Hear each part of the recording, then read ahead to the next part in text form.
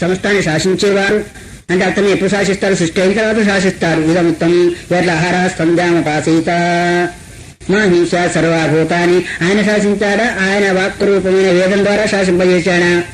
ఆయన వాక్యే వేదము, ఆ వేదం ద్వారా అన్నిటిని కూడా శాసిస్తున్నాడు. కాబట్టి ఈ 3 కార్యాలు సృష్టి స్థితి ప్రళయాలు నేను ఒక్కనే చేస్తున్నాను కాబట్టి ఏకః అనే పేరు నాకు వచ్చింది. నద్వితీయో యతస్తస్తే తురీయం బ్రహ్మయత్ స్వయం భూతాన్యాత్మని సంవృత్త చైకో రుద్రోవసామ్యం. నద్వితీయో యత తస్థే తురీయం బ్రహ్మయత్ స్వయం. నాలాంటి వాడు ఇంకొకటి లేడు అంటే తురీయ స్వరూపం. తురీయ జాగ్రత్త స్వప్న సుషుప్త్యాది ప్రపంచం యత్ ప్రకాశతే తద్ బ్రహ్మాహమితి జ్ఞాత్వా సర్వబంధై ప్రముచ్యతే. కైవల్య శుద్ధి. జాగ్రత్త ప్రపంచము, స్వప్న ప్రపంచము, సుషుప్తి ప్రపంచము ఏ సత్తా ద్వారా అయితే ప్రకాశిస్తున్నాయో, జాగ్రత్త స్వప్న జాగ్రత్త స్వప్న తేభ్యో విలక్షణ సాక్షి చిన్మాత్రోహం సదా. దాని తర్వాత మంత్రమేమో జాగ్రత్త స్వప్నము సుషుప్తి 3 కంటే కూడా భిన్నమైన వాణ్ణి తురీయ స్వరూపుణ్ణి అన్నాడు. అందువలన ఏక ఏవ నా ద్వితీయ. నా ద్వైతం అంటే అర్థమేమి? నా ద్వైతం అద్వైతం అనా? కాదు.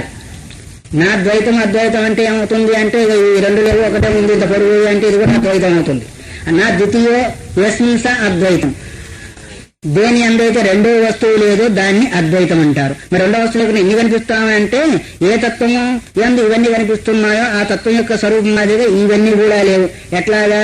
త్రికాలాబాధ్యమైన సత్త యందు త్రికాల బాధ్యమైన వస్తువులున్నాయి గాని అబాధ్యమైన వస్తువులు లేవు. అందువరకే నా విద్యతే ద్వితీయ యస్మిన్ స అద్వితీయం అద్వితీయమే అద్వైతం అని.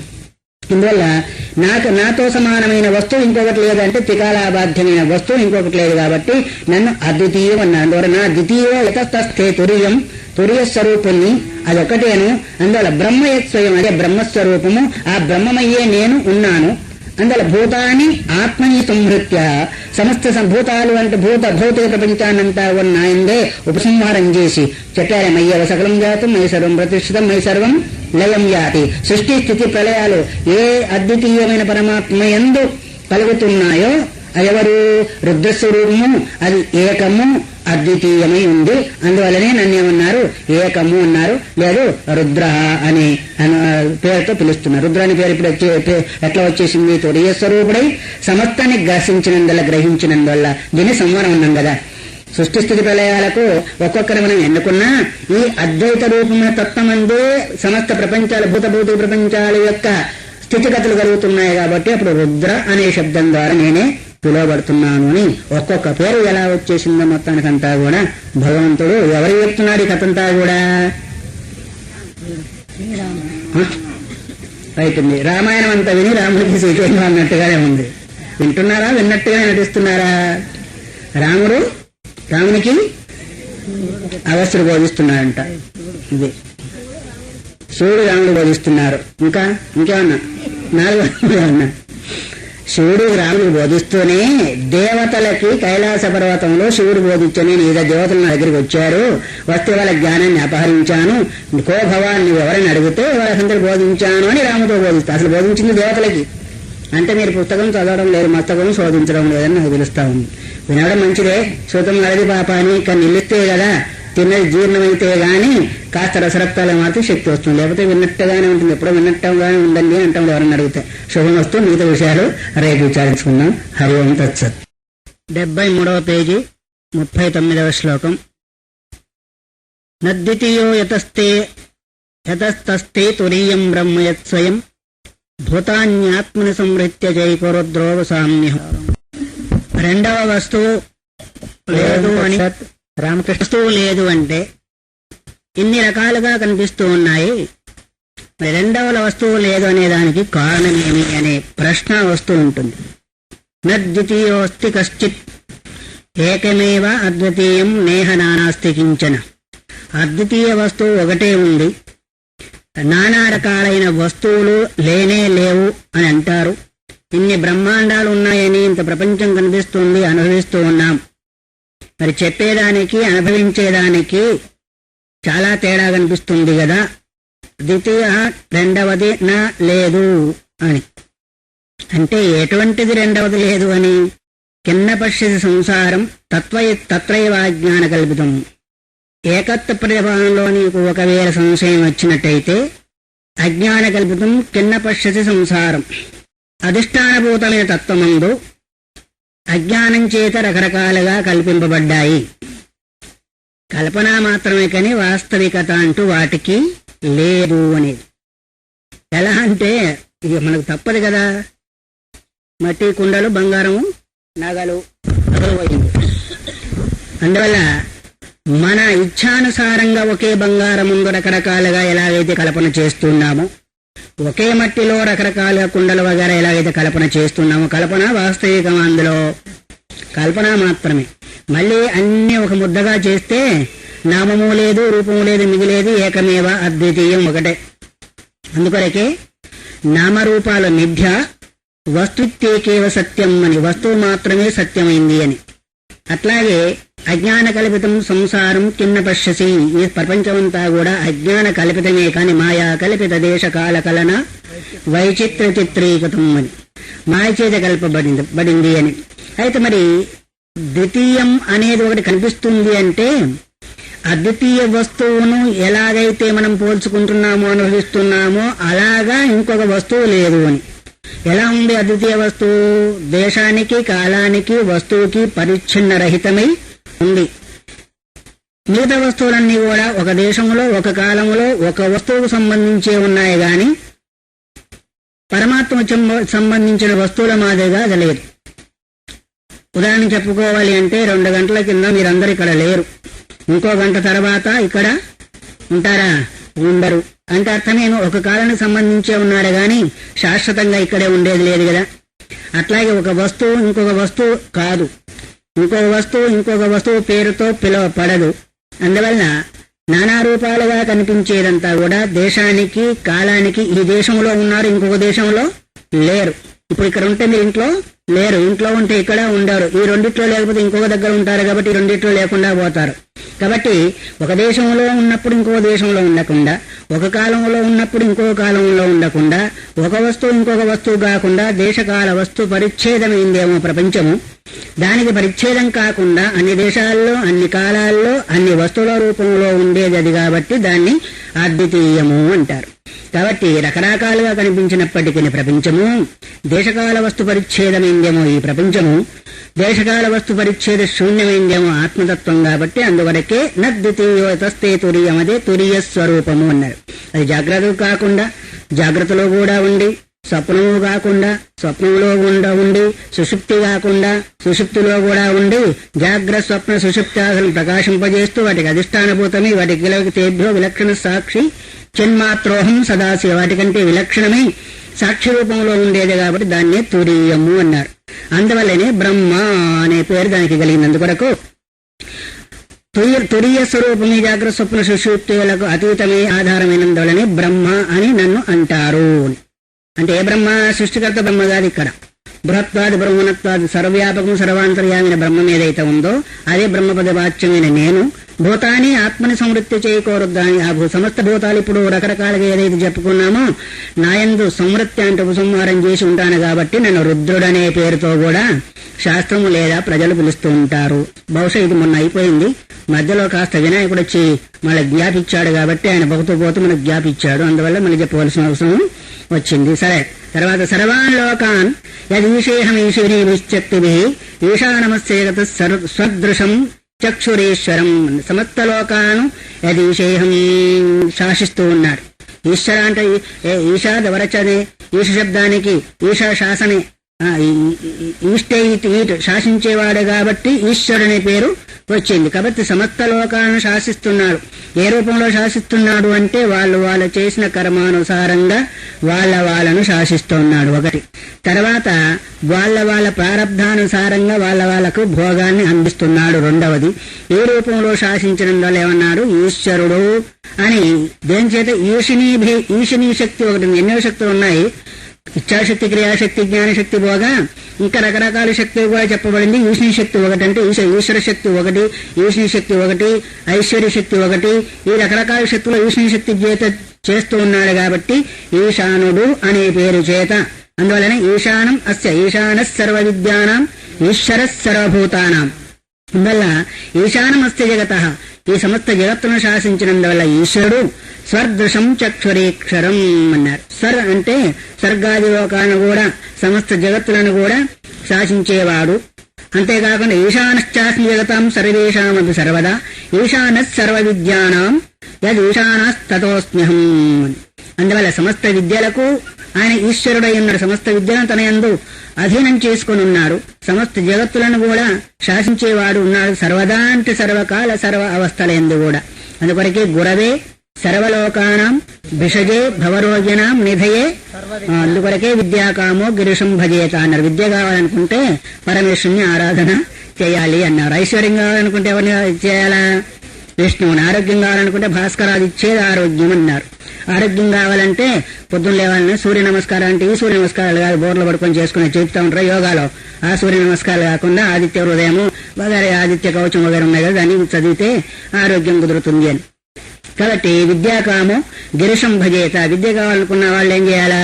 పరమేశ్వరుని ఆరాధన చేయాలి. అందుకొరకు మొట్టమొదటి ప్రారంభ సమయంలో మనం చెప్పుకున్నాం, గుర్తుందో లేదో, ఏం పెట్టిస్తారో ప్రారంభం అక్షరాభ్యాస కాలంలో ఓం నమః శివాయ సిద్ధం నమ. అప్పుడే మంత్రోపదేశం అయిపోయింది నమ శివ మంత్రం, కానీ మధ్యలో మర్చిపోయింది ఎందుకంటే కాలేజీ చదువుల వల్ల. అది అట్లా నేరుగా వచ్చేసేస్తే మరి విద్య బాగా వచ్చేదేమో. కాబట్టి సమస్త విద్యలకు సమస్త విద్యలు ఎన్ని విద్య అయినా ఉండని. ఓ ఛాందోగ్యోపనిషత్తులో నారదుడు సనత్ కుమారుని దగ్గర ఎన్ని విద్యను వెళ్ళగక్కారంటే అన్ని విద్య మాకు వచ్చు, తెలియని పేర్లు కూడా తెలియవు. ఈ విద్య వచ్చు, ఆ విద్య వచ్చు, అన్ని విద్యలు వచ్చు, రకరకాల విద్యలు వచ్చు. కానీ ఆ కానీ ఏంటిది? బ్రహ్మ విద్య మాత్రం నాకు రాదు, అది నాకు చెప్పవలసిందని నారదుడు స్వయం సనత్ కుమారుని అడిగినట్టుగా అక్కడ మనకు కనిపిస్తుంటుంది. ఆ ఘట్టం మీరు అనుకోండి. కాబట్టి అందువరకే భగవద్గీత కూడా ఏమంది? అధ్యాత్మ విద్య సర్వ విద్యానం. సమస్త విద్య ఎన్ని విద్య అయినా ఉండనిగాక, చతుషష్ఠి విద్యలు కావచ్చు, కళలు కావచ్చు, అన్ని విద్యల్లో కూడా అధ్యాత్మ విద్యము నా యొక్క స్వరూపం అన్నారు. అధ్యాత్మ విద్య అంటే అర్థమేమి? శంకర భగవత్పాదులు అధ్యాత్మ యోగానిగమేన మత్వా ధీరో హర్షశోకో జగాతి అనే కఠోపనిషత్తు మంత్రం లోపల అధ్యాత్మ శబ్దానికి భాష్యం రాస్తూ విషయేభ్య ప్రతిసంవృత్య చేతస ఆత్మని సమానం అధ్యాత్మం తత్సంబంధిని విద్య అత్యాత్మ విద్య అన్నాడు. విషయాల నుంచి మనస్సును మళ్లించి ఆత్మందు సమాధానం చేయడం ఏదైతే ఉందో అది అధ్యాత్మ సంబంధము. దానికి సంబంధించిన విద్య ఏదైతే ఉందో అది ఏ విధంగా చేయాలని బోధిస్తుందో దానికి సంబంధించిన విద్యను అధ్యాత్మ విద్య అన్నారు. అంటే అర్థమేమి? నీ మనస్సును ఇతర విషయాలపై నుంచి మళ్లించి లక్ష్యమందు నిలిపేదానికి ప్రయోజనకారి అయిన విద్యయే అసలు విద్య. మిగతాన్ని కూడా దేనికి సంబంధించినవి? భుక్తయే నటు ముక్తయే. భుక్తి కొరకు ఏర్పడిన విద్యలే తప్ప ముక్తి కొరకు కాదు. ముక్తి కొరకు కేవలము అధ్యాత్మ విద్య, భుక్తి కొరకు మిగతా విద్యలు. అందుకే ఏ విద్య అయినప్పటికీ భుక్తి కావాలి, ముక్తి కావాలి. కాబట్టి మొట్టమొదటి భుక్తి సంబంధమైన విద్య కావాలి, ఆ తర్వాత ముక్తి సంబంధమైన విద్య కావాలి. రెండు వెంటనే వస్తే మరీ మంచిదే. ఎందుకంటే శరీరం ఆరోగ్యంగా ఉంటేనే ముక్తి వరకు ప్రయత్నం చేస్తాడు. శరీరం ఆరోగ్యం కావాలంటే భుక్తి కావాలా, భుక్తి కావాలంటే ఏదో ఒక విద్య కావాలి. ఏదో ఒక విద్య అంటే క్లాసులో చదివిన విద్య కాదు, ఏదైనా కావచ్చు. సంగీతం కావచ్చు, జ్యోతిషం కావచ్చు, ఇంజనీర్ కావచ్చు, ఇంకోటి కావచ్చు. ఇవన్నీ కూడా శారీరక భోగ సంబంధమైన విద్యలు. మిగతాంతా కూడా ఏంటిది? అధ్యాత్మ విద్య. అందుకొరకే సర్వ విద్యానాం అన్నాడు. ఇక్కడ ఒక విద్య కాదు, అన్ని విద్యలకు నేనే అధీనుణ్ణి, ఈశుణ్ణి. ఏది ఈశానస్తతోస్మి. అందువల్లనే నన్ను ఈశానుడనే పేరుతో పిలుస్తూ ఉన్నారు. సర్వభావాన్నిరీక్షేహం ఆత్మజ్ఞానం నిరీక్షయే యోగంచ గమే తస్మాత్ భగవాన్ మహతో మతః. ఇంకొక విషయాన్ని చెప్పారు. భగవానుడనే అని అంటారే, ఇప్పుడు భగవానుడు అంటే చెప్తూ ఉన్నాడు. సర్వభావాన్ని నిరీక్షేహం, సమస్త భావాలను సమస్త ప్రాణుల యొక్క హృదయంలో ఉండి నిరీక్షేహం అంటే చూస్తూ ఉన్నాను.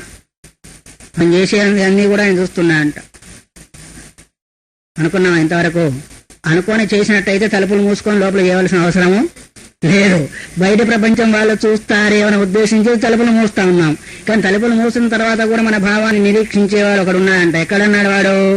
అంతరంగమందు అపరాధములు చేసి మంచివాడిన ఇతరుడు ఎరగకుండా వాడు చూసేవాడు చూస్తూనే ఉన్నాడు. మనం ఎన్ని తలుపులు బిగించినా, కిటికీలు బిగించినా, ఆఖరి ముసుగు పెట్టుకొని భావన చేసినా సర్వభావాన్ నిరీక్షేహం. అలా కాకపోతే మనం చేసే ధ్యానము వాచికంగా చేస్తున్నామా, మానసికంగా చేస్తున్నామా? ధ్యానం అనేది ఎప్పుడు కూడా మానసికంగానే ఉంటుంది కానీ వాచికంగా ఉండదు. మరి మానసికంగా చేసినప్పుడు మానసికంగా చేసేదాన్ని కూడా గ్రహిస్తున్నాడని చేస్తున్నామా, గ్రహించడము లేదని చేస్తున్నామా? అంటే ఇప్పుడు నేను చెప్పే ఉపన్యాసం చెప్పే అప్పుడు మీరు లోపల వేరే ఆలోచనతో ఉన్నారనుకోండి, దాన్ని కూడా గ్రహిస్తున్నాడా లేదా? అటువంటిప్పుడు నువ్వు శ్రవణానికి పోయావు, ఏదేదో చింతన చేశావు, దానికి ఫలం ఏంటి అని అడుగుతాడా లేదా? అందువల్ల మనస్సు ఇక్కడ వింటూ ఉన్నా రకరకాల ఇంటి దగ్గర ఆలోచన చేస్తూ ఉంటుంది, పక్క వాళ్ళని గురించి ఆలోచన చేస్తూ ఉంటుంది, ఇంకా దేని గురించి ఆలోచన చేస్తాం. అందుకొరకే ఏం చెప్పారు మొన్న సోమల వారు, భూమాంసంలో సన్యస్య శ్రవణం కుర్యాత్ అని సమస్త సంస్కారాలను సంకల్పాలను వదిలిపెట్టినప్పుడే. అందుకొరకే అదేం బ్రహ్మ విద్యాలే అంటారు. కొంతమంది మాటల్లో ఏమంటారు, అదేం బ్రహ్మ విద్య అంటే బ్రహ్మ విద్య అంత కఠినమైంది అని. బ్రహ్మ విద్య కంటే కఠినమైంది ఇంకోటిలే, కానీ దానికంటే సులువైన విద్య ఇంకొకటి లేదు. ఎందుకంటే తనకు సంబంధించిందే కదా, తనకు సంబంధించిందే తానయ్యే ఉన్నాడు. కానీ సమస్త సంస్కారాలు అడ్డం వచ్చినందువల్ల కఠినమైంది అనుకుంటున్నాడు. ఆ సంస్కారాన్ని తప్పించుకోవడమే అధ్యాత్మ విద్య యొక్క భావన అని. అందువల్ల ఇక్కడ మనము కళ్ళు మూసుకొని మానసికంగా ధ్యానం చేసినప్పుడు ఆయన చూస్తున్నాడే అనే భావంతోనే చేస్తున్నాం కదా, దానికి ఫలం కూడా ఆయనే ఇస్తాడు కదా. శాంతితో ఇంకోటో లేదు, కోరికలతో చేయవచ్చు, ఇంకో దాంతో చేయొచ్చు గాక. అటువంటిప్పుడు ఇతరుల గురించి అనిష్ట చింతన చేసినా, మంచిగా చింతన చేసినా దాన్ని కూడా చూస్తున్నాడా లేదా? అందుకొరకు ప్రతి ఒక్కటి మనం ఏది సంకల్పం చేస్తున్నామో అందుకొరకే కదా మొదలే అప్లికేషన్ పెడతాం. ఆ వినాయకుని దగ్గరనో, అమ్మవారి దగ్గరనో, శివుడి దగ్గరనో. ఏంటిది అప్లికేషన్? అప్లికేషన్ అంటే ఇంగ్లీషు. పూజ చేసి అప్పుడు ఏం చెప్తారు, సంకల్ప శుభే శోభనమూర్తి అర్ధ బ్రహ్మణ దేవరార్థ శ్వేతవరకల్పే. ఇక్కడి నుంచి బొంబాయి దాకా సంకల్పం పెట్టి ధర్మార్థ కామ మోక్షార్థం అష్టైశ్వర్య సిద్ధ్యర్థం పుత్ర పౌత్రాభివృద్ధ్యర్థం కొట్టేది టెంకాయ. ఇవన్నీ నాకు కావాలా? కొట్టేది ఏంటిది? టెంకాయ మాత్రం. కోరేది ఏంటిది? రామకృష్ణ స్వామి అంటుండేవారు, కొనేది వంకాయ, కోసరేది గుమ్మడికాయ అంట. ఎవడని ఇస్తాడా? వంకాయ కొనేసి గుమ్మడికాయ కోసరంటే తెలుసా? పైన ఏదో ఏమంటారే, ఒకటేవయా అంటారు, దాన్ని కొసరు ఇస్తున్నారంటారే. వంకాయ కానీ గుమ్మడికాయ అడిగితే వాడు కానీ గుమ్మడికాయలు కొని 2 వంకాయలు ఏమంటే పొనీలే అని వేస్తాడు. అట్లా మనం కొట్టేది ఏంటిది? ఓ టెంకాయ. వేసేది 2 పువ్వులు. అది కూడా భక్తితో వేస్తాము, ఏదో మనకి తెలియదు, అది వాడికే తెలుసు. అది కూడా ఎందుకంటే భావాన్ని నిరీక్షించేవాడు ఒకరు ఉన్నాడు కదా. కానీ కోరేది ఏంటి సంకల్పంలో? అష్టైశ్వర్య సిద్ధ్యర్థం పుత్ర పౌత్రాభివృద్ధ్యర్థం ఇంకా ఏమేమో కోరుతా ఉంటాం. ఒక గురువు గారికి పూజ చేయాలనుకున్నారంట. ఒక అమ్మ కూర్చుండబెట్టాడు, బాగా కుర్చీ వేసి మన విద్యాంశంగారి పరిపూర్ణాంశంగారి కూర్చుండబెట్టేసి కుర్చీలో మంచి బాగా అలంకారం చేసి పూలమాలు వేసి సంకల్పం చెప్తున్నారు. ఇట్లాగా అష్టైశ్వర్య సిద్ధ్యర్థం, అది ధర్మార్థక మోక్షం సిద్ధ్యర్థం కానీ సంకల్పం చెప్పి ఆ రోజు లేచేసాడు. ఈ గురువు గారు లేచింది ఒకటే పోగడ. ఏ గురువుగారు పూజ కాకుండా లేచిపోతున్నారు, రండి కూర్చోండి అంటే, కర్మ నేను అన్ని వదిలిపెట్టుకొని వచ్చాను, ఇవన్నీ నీకెక్కడ ఇచ్చేది, అందుకని వెళ్ళిపోతున్నాడు ఆయన. ఏమేమి కోరాడు? అష్టైశ్వర్యాలు పుత్ర పౌత్రాలు విద్యార్థం అని సంకల్పం చెప్పారు కదా. కోరింది చేసేది ఎవరి పూజ? గురువు గారి పూజ. కోరేది ఏంటిది? ఆయన దగ్గర అష్టైశ్వర్యాలు ఉంటే నీ దగ్గరికి ఎందుకు వస్తాడు? ఆయన వైరాగ్య పురుషుడు అయిపోయా. అంటే సంకల్పం అంతా వచ్చేది ఇస్తాడనుకోండి. కానీ ఒకటి మనం గ్రహించవలసింది, గురు పూజ దగ్గర గాని దైవ పూజ దగ్గర గాని సంకల్పం చెప్పాలా? మన లోపల ఉన్న భావాన్ని గ్రహించినప్పుడు, తల్లి పిల్లవాని యొక్క భావాన్ని గ్రహించి అన్ని సమకూర్చున్నప్పుడు ఏమి మైకు పిల్లవాడు అడగవలసిన అవసరం సామాన్యంగా ఏదైనా విశేషంగా ఉంటే మనం కోరుకోవాల్సి ఉంటుంది. భగవద్ అనుగ్రహం ఉంటే అన్ని వస్తాయి కదా. మనకేమేం కావాలో ఆయనకు అన్నీ తెలుసు, తెలియదని కాదు. అయితే అప్పుడప్పుడు కోరవలసి ఒకవేళ ఉంటే, రామకృష్ణ పరమహంస గారికి గొంతులో క్యాన్సర్ అయిపోయింది. సరే ఎవరో వచ్చి మరి పాలు కూడా తాగలేకపోతున్నారు, అమ్మ దగ్గర పోయి ఆరోగ్యం అని అడగవచ్చు కదా అని అడిగాడంట. అడిగితే చెప్తే అన్నాడు, ఈ గొంతుతోనే తాగాలి, నేను తాగే గొంతులన్నీ నాయే కదా అన్నాడంట ఆయన. తాగే గొంతులేంటి? మనం ముందు తాగుతున్నామా లేదా? ఆ గొంతులు ఎవరి? సర్వాత్మన భావన ఉన్న వాళ్ళకి ఈ గొంతుతోనే తాగాలనే విషయము. అట్లాగే వివేకానందుడు ఆయన దగ్గరికి పోతే, నాకు మా ఇంట్లో అంత ఇబ్బందిగా ఉంది, ఏదైనా ఉంటే బాగుందంట, నన్నే వాళ్ళతో పోయి అమ్మ దగ్గరికి పోయి అడుకోమన్నంట. ఆ వివేకానందుడు పోయి అమ్మ దగ్గరికి పోయి భక్తి జ్ఞాన వైరాగ్యాన నాకు ఇవ్వ సాధన మంచి అని ఏదో కోరుకున్నాడు. బయటకు వచ్చిన తర్వాత ఏమయ్యా కోరుకున్నావా అమ్మను అంటే, అక్కడ పోయిన తర్వాత మర్చిపోయాను, వేరే కోరుకున్నా అన్నంట. కోరవలసింది ఏంటిది? ధనము ధాన్యం వేరే ఐశ్వర్యం అని కోరాలి కదా. అక్కడ పోయిన తర్వాత మర్చిపోయాడు, ఇది కోరుకున్నాడు. సరే మళ్ళీ వేరమ్మన్నాడు, మళ్ళీ అదే పాట. కానీ ఆయనకేం తక్కువ పోయిందా? మనకేం తక్కువ పోతుందా? తల్లిని నమ్ముకున్న పిల్లవాడికి ఎట్లా తక్కువ ఉండదో, మనం చేసేది త్రికరణ శుద్ధిగా చేస్తే కోరవలసిన అవసరం రామకృష్ణ కోరితే కొరతబడిపోతాడంట.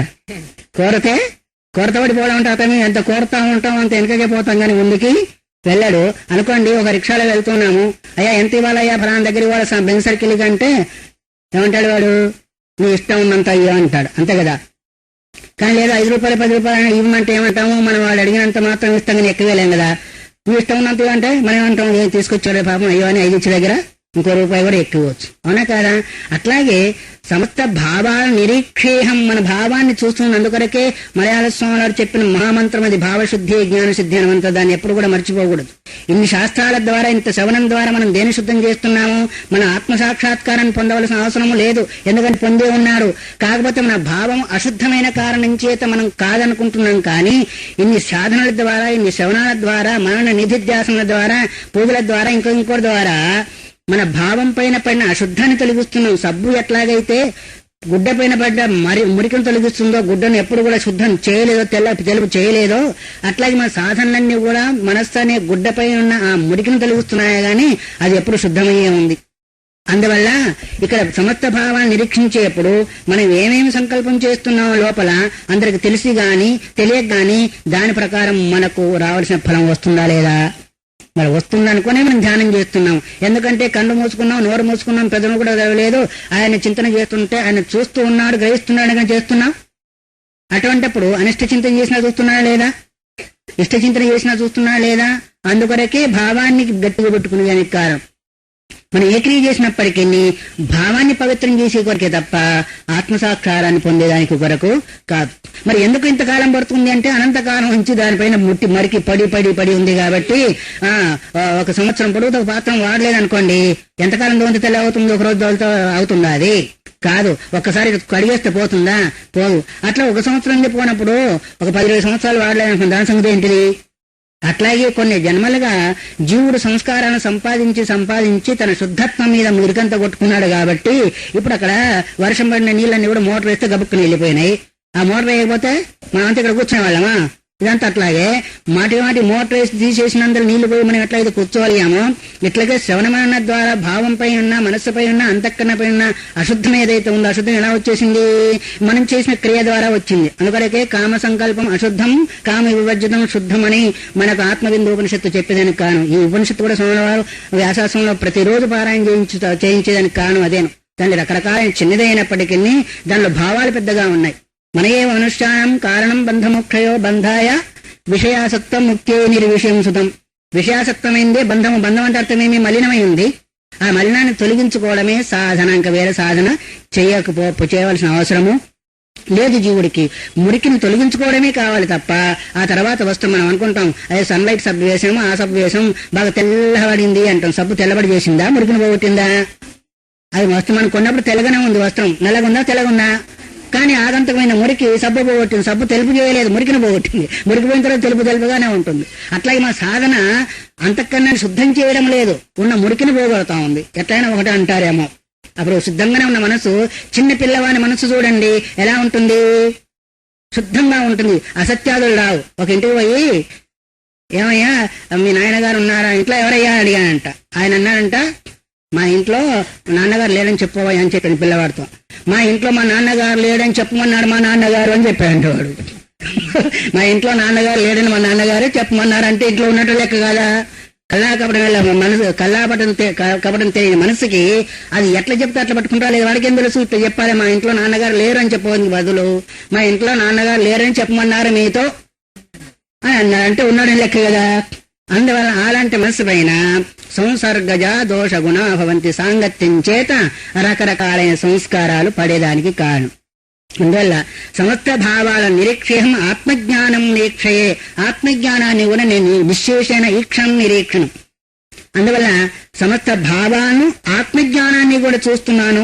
యోగంచ గమయే, యోగం అంటే కలయిక, ఆత్మతత్వ జ్ఞానాన్ని కూడా నేను ఆ భక్తుని తీసుకుని వెళ్తున్నాను కాబట్టి తస్మాత్ భగవాన్, అందువల్లనే నన్ను భగవంతుడు అన్నారు. అందువల్లనే భగవతి అంతర్ముఖ సమారాధ్య. చెప్పండి, పారాయణ చేస్తున్నారా రోజు? మరి చెప్పేదానికి భయం ఎందుకు? అంతర్ముఖ సమారాధ్య బహిర్ముఖ సుదుర్లభ. అంతర్ముఖంగా, అందుకొరకే అంతర్ముఖమైన మనస్సుకు ఆరాధన చేస్తే కనిపిస్తుంది గాని బహిర్ముఖ మనసుతో నువ్వు ఎన్ని కొట్టినా అక్షంతలో పూలు రాదు. చేసినా కూడా భక్తితో శ్రద్ధయాదేయం అశ్రద్ధయా అదేయం శ్రియాదేయం భియాదేయం సంవిదాదేయం శృతి చెప్తోంది. కొంచెం ఇచ్చినప్పటికీ శ్రద్ధతో ఇవ్వు. అదే కొండంత దేవునికి కొండంత పత్రికలను పెడతారా? పెట్టిన తర్వాత రుక్మిణీదేవి అంత బంగారం తీసుకొచ్చి పెట్టింది అహంకారంతో. ఆయన కదలలే వదలలే. కానీ కృష్ణార్పణం ఒక్క సురసిధనం వేసింది అనుకోండి, ఆ భావం చేత ఇక్కడ భావప్రధానమైందా వస్తు ప్రధానమైందా? అందువరకు మనకు కూడా ఇక్కడ భావప్రధానం కావాలి. భావప్రధానం లేకుండా ఎన్ని పూజలు చేసినా ఎన్ని ధ్యానాలు చేసినా అది ఎక్కడ పోసినా బూడిదలో పోసినా పన్నీరు లాంటిది, బూడిదలో ఏచిన హవిస్సు లాంటిది అన్నారు. కాబట్టి అందుకొరకే కదా స్వల్పమప్యస్య ధర్మస్య అనేది కాను ఏకక్షణమపి అన్నారు. ఒక్క క్షణం కూడా మనం మనస్సు నిలిపగలిగి చేయగలిగితే అనంతమైన ఫలాన్ని పొందగలుగుతాడంటే అందుకొరకే కదా ఆ ఫలం అనంతమైంది. నీ పూజల కంటే కూడా నీ జపాని కంటే కూడా ఏకమాత్ర క్షణకాలంలో మనస్సు నిలిపి అందుకొరకే మాటి మాటికి మనకు సంఖ్యాపూర్ణంగా ఏం చెప్పాను మొన్న సమస్యాపూర్ణం కావాలనేది. అందుకొరకు మాటి మాటికి ఆ భావాన్ని మనం నిరీక్షణ చేస్తుండాలి. ఎటు పోతుంది మనసు ఏం చేస్తుంది అని వెంటబడ్డామనుకోండి, దొంగవాడి వెంట పోలీసు వాడితే దొంగతనం చేయగలుగుతాడా? చేయాలి. అట్లాగే మన మనస్సు వెంబడి మనం పోతూ ఉంటే, మనం చూస్తూ ఉంటే అది కూడా నన్ను చూస్తున్నారు కదా వెనక తిరిగి వచ్చేస్తుంది. ఎక్కడికి రావాలో అక్కడికే వస్తుంటుంది. కానీ వ్యక్తి ఏం చేస్తాడంటే గురువు గారు చెప్పారు కాబట్టి ఇన్ని చేయాలనుకున్నాను కాబట్టి ఇటుక బట్టిలోకి సున్నం బట్టిలోకి పోతాడు. ఇంకా పోయి ఏం కావాలో అది అవుతా ఉంటుంది. అది అందుకొరకే ఏకాగ్రత రాకపోయేదానికి కారణం. ఒక క్షణమైనప్పటికీ మనము 4 నామాలు గాని 4 సార్లు గాని 5 సార్లు గాని తప్పనిసరిగా బలవంతంగానైనా దాన్ని మనం ఆపు చేసి స్మరణ చేయగలిగితే అనంతమైన ఫలము అన్నారు. అందుకొరకే యోగాన్ని నేను యోగంచ గమయే, యోగం కొరకు యోగం అంటే అర్థమేమి? ఆత్మతత్వానుసంధాన రూపమైన బ్రహ్మాత్మైక్య జ్ఞాన రూపమైన యోగం. అక్కడ అందువల్ల జ్ఞానంచ నిరీక్షయ అన్నాడు. ఇక్కడ మొదటిదేమో ఏమన్నాడు? సర్వభావాన్ని నిరీక్షయ, నువ్వు చేసేదేంటిదో నేను చూస్తూ ఉన్నాను. తర్వాత జ్ఞానంచ, నీ జ్ఞానం ఎటువంటి దేనికి సంబంధించిందో దాన్ని కూడా చూస్తూ ఉన్నాను. యోగంచ గమయేతు అంటే జీవ బ్రహ్మత్మైక్య జ్ఞానం అనే యోగాన్ని కూడా నేను నీకు ఇస్తున్నాను. కాబట్టి అందువల్ల భగవంతుడు అనే పేరు వచ్చింది. భగవంతుడు తెలిసిందా? భగవంతుడంటే ఒకటి జ్ఞానేశ్వరి షడేశ్వరి సంపన్నుడని, ఒకటేమో ఈ రూపంలో భగవంతుడు అనే పేరు పరమాత్మకు వచ్చింది. అందువల్ల తస్మాత్ భగవాన్ మహతో మహత, మహత్తు కంటే కూడా మహత్తైన వాణ్ణి. దాని తర్వాత ఇలాంటి శక్తి సామర్థ్యాలు ఉన్నందువల్ల భగవంతుడు అనే పేరు కూడా వచ్చింది. అజస్రం యచ్చ గృహ్ణామి విసృజామి సుజామి చ సర్వాన్ లోకాన్ వాసయామి తేనాహం వై మహేశ్వర. మహేశ్వరుడు అనే శబ్దము ఇంకొక రూపంలో చెప్తున్నారు. మహాంచాస ఈశ్వరశ్చ మహేశ్వర, గొప్పనే శాసనకర్త అని ఒకసారి చెప్పుకున్నాం. కానీ సమస్త లోకాలను అజస్రం రాత్రిం భావాలు నిత్య నిరంతరం కూడా లోపలికి తీసుకొని బయటికి వదిలి పాలించినందువల్ల, అంటే సమస్త లోకాలను వసింపజేసినందువల్ల, సృష్టి చేసినందువల్ల, సంహారం చేసినందువల్ల కూడా ఎప్పుడు ఒకసారి 2 సార్లా అజస్రం అన్నారు, నిరంతరము అన్నారు. రాత్రింబావులు జరుగుతుందా లేదా? ఎంత సృష్టి జరుగుతా ఉంది, ఎంత ప్రళయం జరుగుతా ఉంది. ఒకసారి 2 సార్లు మనం రోజు చూస్తున్నాం. ఎన్ని క్రిములు, ఎన్ని సూక్ష్మజీవులు చచ్చిపోతా ఉన్నాయో అంతా కూడా సంహారమే కదా. అట్లాగే ఎన్ని సూక్ష్మజీవులు పుడుతున్నాయో అదంతా కూడా సృష్టే కదా. మధ్యలో ఉండేది స్థితి. అందరూ నిత్య నిరంతరము ఇవన్నీ ఎవరి యందు మయ్యేవా నా యందే జరుగుతున్నాయి. అందువలనే ఏమన్నారు అంటే మహేశ్వరుడిని పేరు కూడా కలిగింది. మహత్సాత్మ జ్ఞానైశ్వర్యేస్తు మహీయతే సర్వాన్ భావాన్ మహాదేవ శ్రేయత్యవశిసోస్మ్యహం. ఇంకా మహాదేవుని శబ్దం ఎట్లా వచ్చేసింది అంటే మహత్ గొప్పనైన స్వాత్మజ్ఞాన యోగైశ్వర్యై ఏస్తు, ఆత్మజ్ఞానం యోగైశ్వర్యాదుల చేత ఎవరైతే గొప్పతనాన్ని పొంది ఉన్నాడో అంటే స్వస్వరూప జ్ఞానాన్ని చెంది స్వస్వరూప జ్ఞానంలో ఉండి స్వస్వరూప జ్ఞానంతోనే సమస్తాన్ని నడిపుతున్నందువల్ల తర్వాత సృష్టి స్థితి లయాలు చేసినందువల్ల మహాదేవుడు అనే పేరు కూడా వచ్చింది. ఒకే భగవంతునికి క్రియాకలాపాల ద్వారా ఆయా స్థానాన్ని అనుసరించి రకరకాల పేర్లు ఈ విధంగా వస్తున్నాయనే భావాన్ని సూచిస్తూ గొప్పైన జ్ఞానము, యోగము, ఐశ్వర్యము ఇవన్నిటిని కూడా మహీయతే అంటే గొప్పవాళ్ళు. మనమే ఎట్లా గొప్పవాళ్ళము? కొంతమంది విద్య చేత గొప్పవాళ్ళు కావచ్చు, కొంతమంది డబ్బు చేత గొప్పవాళ్ళు కావచ్చు, కొంతమంది బిల్డింగుల చేత, కొంతమంది ధనం చేత, ఒక్కొక్క దాని చేత కావచ్చు. కానీ అందరూ అన్నిటితో కూడుకొని గొప్పవాళ్ళు కాలేరు ఎప్పుడు కూడా. ఆకృతి కలిగిన వాళ్ళు